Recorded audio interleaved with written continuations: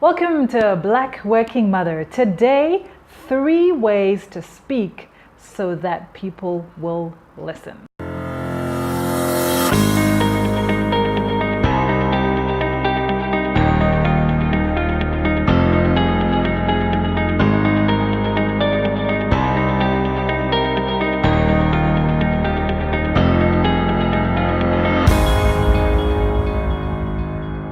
Of course, coming from a communications background, I have a cheat sheet on this one, but here we go.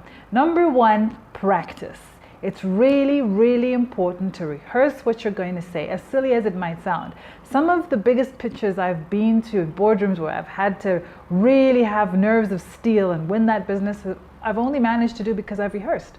Stand in front of a mirror, I look at myself so I know how I come across, so I know that when I look at someone directly in the eye, I'm not going to get confused and lose my train of thought. It is really critical to rehearse what you're going to say so that you come across clearly and confidently. Number 1 tip. Number 2, and this one is really crucial, lose the ums. It's really easy to have a crutch, something that you feel comfortable with when you're lost or you need to buy time to think. So a lot of us go into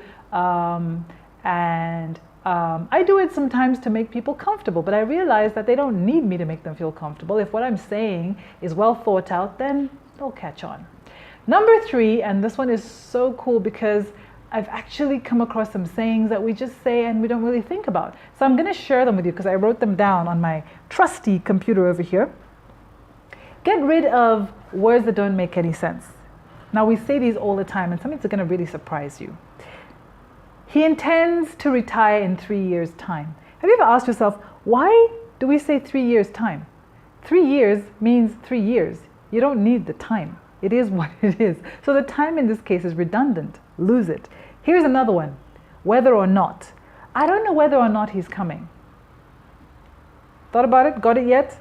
It's sufficient to say, I don't know whether he's coming. You don't need the or not. This one is my favorite. Past experience. We say it all the time. Research has shown that past experience, now experience already means it's in the past. So technically you don't need the past. Just say research has shown or experience has shown. You don't need the past, right? Estimated at about. Here's an interesting one. And you'll even hear like professionals say this, people who are reporters, journalists. So you might listen to a newscast or something and it goes something like this. Profit is estimated at about 10 million. Well, if it's an estimate, then you don't need to say at about. Just say profit is estimated at 10 million. See how redundant that was? Very unique. Whitney Houston has a very unique voice. Now, if something is unique, you don't need to say it's very. It's either unique or it's not. So you say Whitney Houston has a unique voice. You don't need to add the very. It's padding, has no value, and just doesn't get to the point of what you're trying to say. Last but not least, I use this one all the time, and when I read this research, I was like, oh my gosh, I'm never going to do that again. It's even in a song. And I think to myself, what a wonderful world, right? If you're going to think, who are you going to think to? Your neighbor? Your friend? Your cat? You only think to yourself. So next time you're tempted to say, and I thought to myself, catch yourself and say, and I thought. You don't need the to myself because obviously you thought to yourself, so it's redundant. Now, if any of those surprised you like they did me, today was just like a fun, lighthearted conversation on how to communicate better. Mean what you say what you mean. But on a more deep and probably more meaningful level, communication is all about being understood. So some of these tips and tricks and rules might be a little, overstretching it. However, to really get people to take you seriously, you've got to mean what you say and say what you mean. The rest is irrelevant.